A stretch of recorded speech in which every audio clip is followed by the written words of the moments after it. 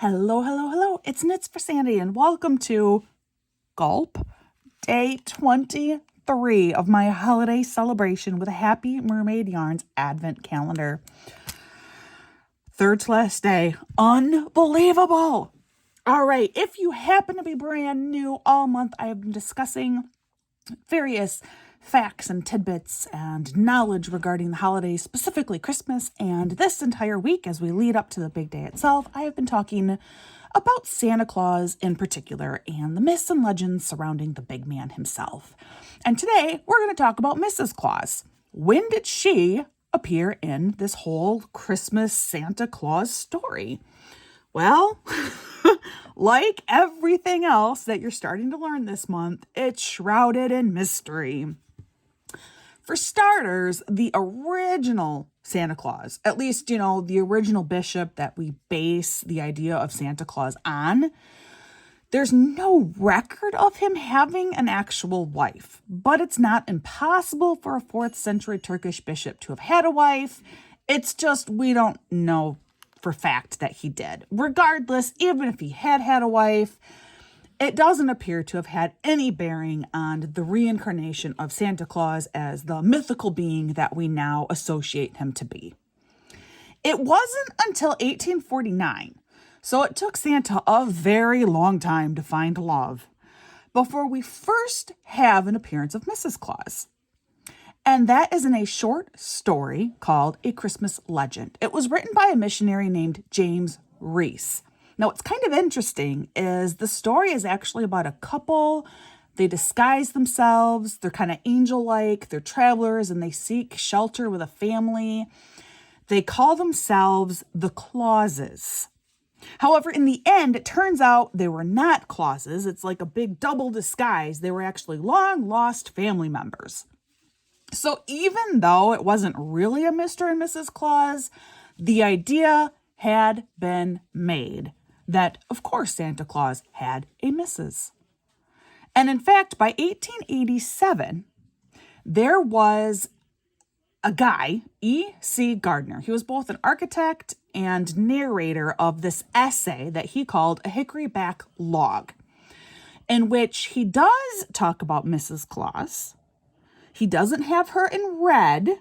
Instead, she's in green and plaid. But now, if you remember, we've talked about the whole evolution of Santa wearing red was not firmly established until the very early 20th century. But what is interesting is in this poem, he is talking about this woman, Mrs. Claus, who is debating with the narrator, who's also an architect. And she is coming to him with all of these complaints and concerns and hazards of contemporary kitchen designs. And she is very, very, very insistent that she gets to say her whole piece before the architect/narrator is able to fill in any other information. In fact, every time he tries to speak, Mrs. Claus smacks him down and says, "Don't interrupt me."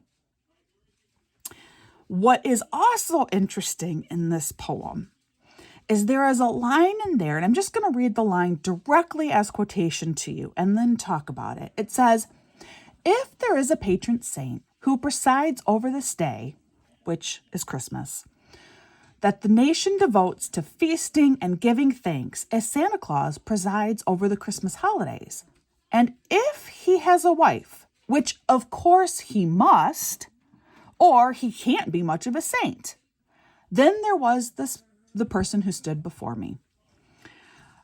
What is interesting to note is that in this author's mind, the only way that Santa Claus could be a complete saint, or at least the incarnation that we had of him by the late 19th century, he must have had a wife.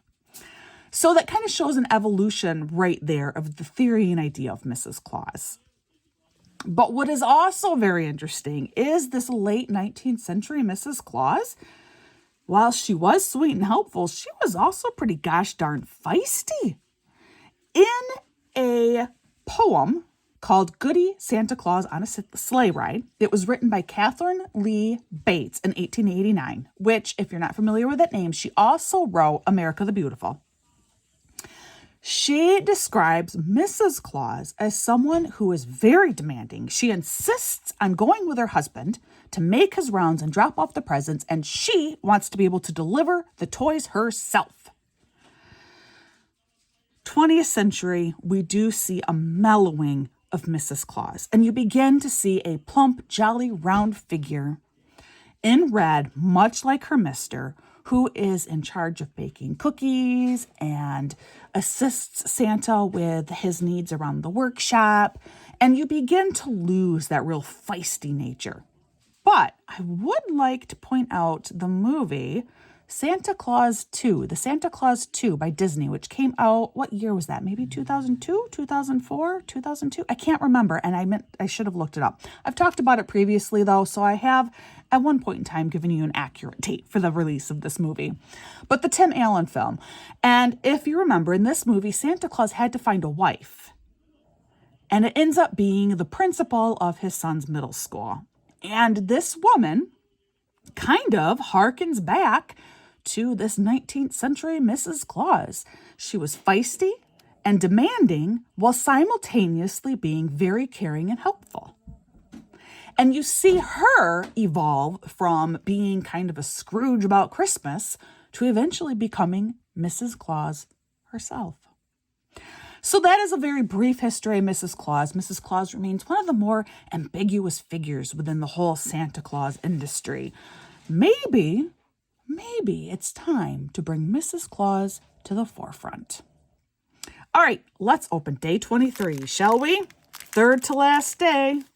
I'm really hoping I get another yarn that features green because that's my favorite. I love green.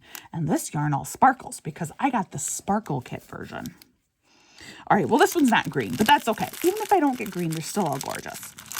All right, so for day 23, we have my mint, my favorite mint, which, of course, I will be eating momentarily.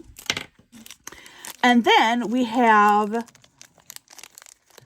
a little stitch marker or charm. You could use it however you want, but look at how cute this is. It's a little coffee cup. Actually, it's like a cappuccino mug is what it is, with the heart in there, made from the foam. That is really, really cute. That is really cute. I'm going to take this out, guys. Look at this a little bit closer. All right, this is made, it appears to actually be made out of wood. That's crazy. This is so cute. That's adorable. All right, and then finally, the main event. Oh, this is our yarn.